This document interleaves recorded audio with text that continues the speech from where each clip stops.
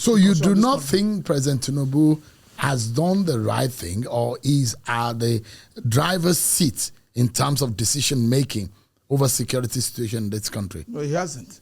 The only decision he took is because of Trump. He hasn't taken any decision all this while. He didn't even care. I didn't even see him doing anything.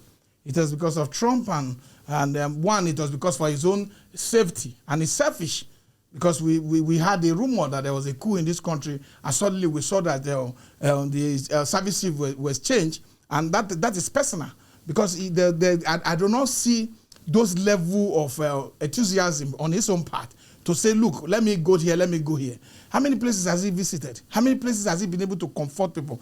Look at what happened at Capitol Hill the last time, at the presidential American White House, where 2 personnel were shot. What happened? The president addressed the nation. The national security advisor addressed the nation. Everybody was addressing the nation, including the mayor of Washington.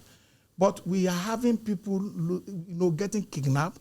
People are shot and killed in the church at Kwara, and you never seen the president to come out and speak with the people, because it's about compassion. You must be able to relate and sympathetic to the well-being of our people, because people are missing it.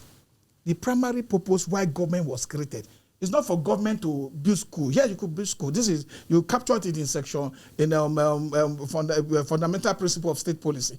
But it is not, that will come up. But the primary purpose is the security of life and property. Because it is when property and life are secure that people flourish. Because if you have a property and you can't live there, you can't flourish. Right. If you have a community, you can't travel there, the community won't flourish. So government has failed in making sure this fundamental objective, primary objective of government, to secure the lives and property of our people, is in safe hands. You recently referred to the security situation in the north-central region of the country as a massacre. Does this mean that you agree with former U.S. President, the U.S. President Donald Trump's characterization of the situation as Christian genocide? For me, I think there's a lot of killing. And I think the killing is one-sided, to be sincere with you. We've not seen, I've not seen, any evidence where, Christians are leading a crusade, to kill anybody. And I think that the level of genocide that is happening, is the responsibility of government to stop it. It is not in me to give it a narrative or to give it a definition. So you're saying there's Christian genocide? There's a genocide in this country. Is there a Christian genocide? It could be ethnic, it could be regional, and it could be a Christian one. It could be take any form. What do you think is going on? What I feel is that there's a massacre in this country, and there is a genocide against the minority and the Christian population of the Middle Belt. There's no doubt. We can't color it, because you can't come to a community in Yawata and wipe out 200 and some people overnight, and you tell me that we should not say that there's something going on. You can't go to Biron, go to Reno, go to Bokos, and people are dying. No, we shouldn't continue like that. Yes, there are people dying on the both 2 sides of the divide, but leaders in the north must wake up, and they must be sincere to themselves, because people who started this problem were doing it based on their political selfish interest by creating a system that eventually has gone beyond the reach and control of their own people. And the only way we can stop it, there was a time in this country I didn't believe that the Nigerian can strip, put a bomb on himself and explode. I didn't believe it. I was sitting with all my friends who were generals today, but they were junior officers at the time. We were talking about, I said, no, it can't happen in Nigeria, until I lost a relative. So it is a very bad situation that is going on. And the only way we can save it now is that Nigeria has become a very lucrative center for banditry, for those who want to make money. We have one of the most porous border crossing in the world. You are from Niger to Cameroon and the Chad border. People are just crossing. I mean, so it comes to the point that some of your friends are in Washington, D.C., and they are the ones pushing the Trump administration that there is Christian genocide and that this government is killing Christians. I've never had a friend per se that I would say is in the U.S. When I say your friends, those there are information as to the fact that those whom you have political association and affiliation with are in Washington, and they are the ones pushing this narrative against Nigeria. There's nothing like that. The people pushing this narrative are people who are in government today. It is Bola Ahmed Tinubu.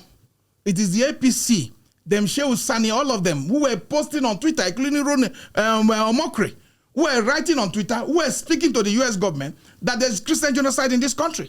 Go and look at it. The records are there. They can delete it. The Nigerian public knows the truth. They were the one pushing it. But today, this document have come to the forefront of discussion.